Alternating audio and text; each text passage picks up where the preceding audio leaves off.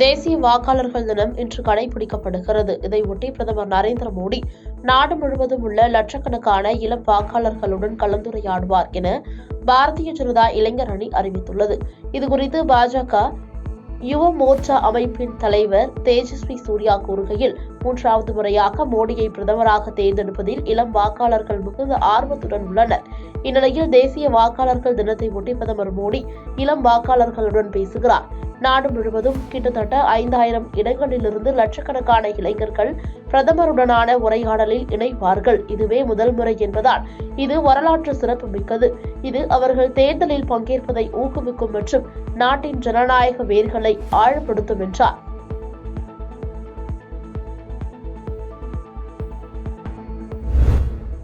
டெல்லியில் நாளை குடியரசு தின விழா கோலாகலமாக நடைபெறவுள்ளது. குடியரசு தின விழாவை முன்னிட்டு டெல்லியில் பிரம்மாண்ட அணிவகுப்பு நடத்தப்படும். ஒவ்வொரு ஆண்டும் குடியரசு தின விழாவில் வெளிநாட்டு தலைவர்கள் சிறப்பு விருந்தினராக கலந்து கொள்வது வழக்கம். அந்த வகையில் இந்த ஆண்டு பிரான்ஸ் அதிபர் மேக்ரான் சிறப்பு விருந்தினராக பங்கேற்கிறார். இதற்காக 2 நாள் பயணமாக இந்தியா வருபவர் பிரதமர் மோடியை சந்திக்கிறார். முன்னதாக அவர் பிரதமருடன் சாலை பேரணியிலும் பங்கேற்கிறார். இது தவிர ஜெய்ப்பூரில் உள்ள ஆம்பர் கோட்டை, ஜந்தர் மந்தர் மற்றும் ஹாவா மஹால் ஆகிய இடங்களுக்கு மேக்ரான் செல்வார் என தெரிவிக்கப்பட்டுள்ளது.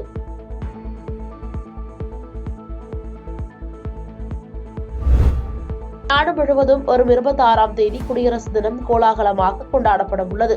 இந்நிலையில் குடியரசு தின விழாவன்று டெல்லியில் மெட்ரோ ரயில் சேவை அதிகாலை 4 மணிக்கு தொடங்கும் என மெட்ரோ நிறுவனம் தெரிவித்துள்ளது.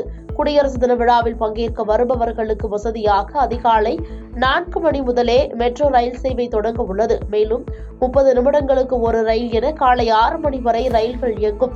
காலை 6 மணிக்கு பிறகு வழக்கமான அட்டவணையின் கீழ் செயல்படும் எனவும் மெட்ரோ நிறுவனம் தெரிவித்துள்ளது.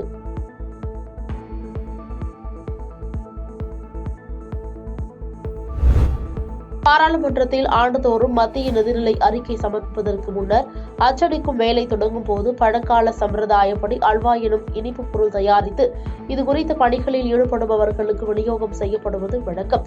இந்நிலையில் தலைநகர் டெல்லியில் உள்ள நிதித்துறை அமைச்சகத்தின் தலைமை அலுவலகத்தில் மத்திய நிதியமைச்சர் நிர்மலா சீதாராமன் முன்னிலையில் அல்வா தயாரிக்கப்பட்டு அனைவருக்கும் பரிமாறப்பட்டது. மத்திய பட்ஜெட்டுக்கு முன் மத்திய நிதியமைச்சர் நிர்மலா சீதாராமன் அல்வா கிண்டி அனைவருக்கும் வழங்கினார்.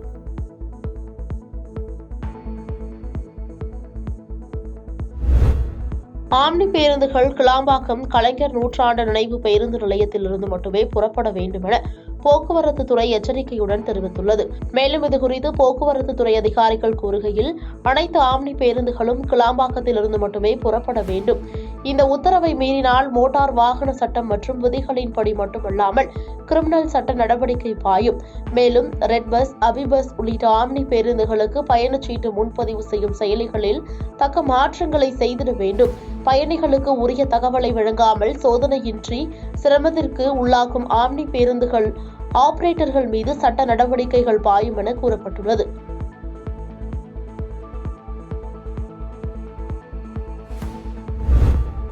மாலி நாட்டில் தென்மேற்கு கோலிகோரோ பகுதியில் உள்ள கங்காபா மாவட்டத்தில் தங்க சுரங்கம் ஒன்று உள்ளது. இந்த சுரங்கம் திடீரென இடிந்து விழுந்ததில் நூற்றுக்கணக்கானோர் மண்ணில் புதைந்துள்ளதாக தகவல் வெளியாகியுள்ளது.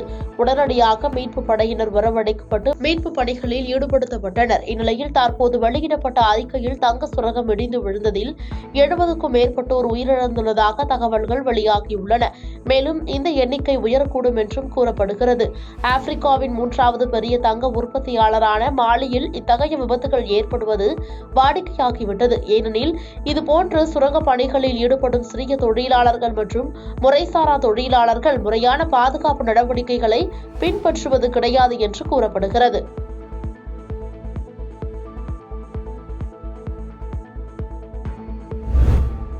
தலைநகர் டெல்லியில் நாளுக்கு நாள் காற்றின் தரம் மோசமடைந்து வருகிறது. இதனிடையே வட மாநிலங்களில் தற்போது குளிர்காலம் நிலவி வரும் சூழலில் டெல்லி போன்ற பெருநகரங்களில் காற்றின் தரம் மேலும் மோசமடைய வாய்ப்புள்ளதாக கூறப்படுகிறது.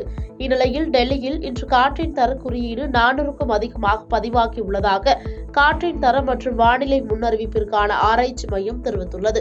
இதனால் டெல்லியில் காற்றின் தரத்தை மேம்படுத்துவதற்காக பல்வேறு கட்டுப்பாடுகளை விதிக்க மத்திய அரசு திட்டமிட்டுள்ளதாக தகவல் வெளியாகியுள்ளது.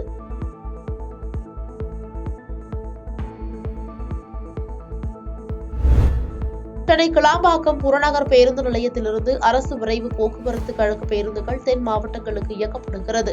இந்நிலையில் 4 நாட்கள் தொடர் விடுமுறையால் சென்னையில் பணிபுரியும் பெரும்பாலான பொதுமக்கள் சொந்த ஊருக்கு செல்ல கிளாம்பாக்கம் பேருந்து நிலையம் வந்தனர். இதற்கிடையே புதுச்சேரி, கடலூர், விருதாச்சலம், விழுப்புரம், திருவண்ணாமலை, கள்ளக்குறிச்சி போன்ற இடங்களுக்கு கோயம்பேடு பேருந்து நிலையத்திலிருந்து அரசு பேருந்துகள் இயக்கப்பட்டதால் கோயம்பேட்டிலிருந்து கிளாம்பாக்கம் பேருந்து நிலையத்திற்கு வரும் அனைத்து பேருந்துகளும் பயணிகள் கூட்டத்தால் நிரம்பி வழிந்தது. இதனால் கிளாம்பாக்கம் பேருந்து நிலையத்தில் நீண்ட நேரமாக காத்திருந்த பயணிகள் போக்குவரத்து கழக அதிகாரிகள் மற்றும் போலீசாரிடம் வாக்குவாதத்தில் ஈடுபட்டனர்.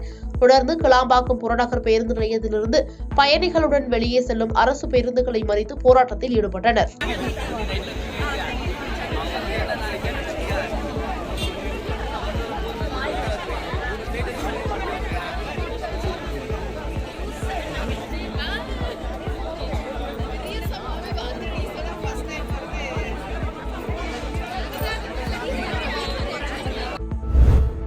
உத்தரப்பிரதேச மாநிலம் அயோத்தியில் கட்டப்பட்டுள்ள ராமர் கோயில் பிரதிஷ்டை விழா கடந்த 22ஆம் தேதி கோலாகலமாக நடைபெற்றது. பாலராமர் பிரதிஷ்டையை தொடர்ந்து பிரதமர் மோடி முதலில் தீப ஆராதனை காட்டி வழிபாடு நடத்தினார். இந்த விழாவில் பல்வேறு அரசியல் தலைவர்கள், திரை நட்சத்திரங்கள், விளையாட்டு பிரபலங்கள் உள்ளிட்ட பலர் கலந்து கொண்டனர். இந்நிலையில் டெல்லியில் பிரதமர் மோடி தலைமையில் மந்திரி சபை கூட்டம் நடைபெற்றது. கூட்டத்தின் போது மத்திய அமைச்சர்கள் தற்போதைக்கு அயோத்தி செல்வதை தவிர்க்க வேண்டும் என பிரதமர் மோடி அறிவுறுத்தியுள்ளார். அமைச்சர்களுக்கான பாதுகாப்பு ஏற்பாடுகளுடன் செல்லும் போது தரிசனத்திற்கு செல்லும் பொதுமக்களுக்கு இடையூறு ஏற்படும் என்பதால் மார்ச் மாதத்தில் மத்திய அமைச்சர்கள் அயோத்தி செல்ல வேண்டும் என பிரதமர் மோடி கேட்டுக் கொண்டதாக தகவல் வெளியாகியுள்ளது. பாதகம் செய்பவரை கண்டால் நாம் பயங்கொள்ளலாகாது பாப்பா, மோதி மிதித்து விடு பாப்பா, அவர் முகத்தில் உமிழ்ந்து விடு பாப்பா.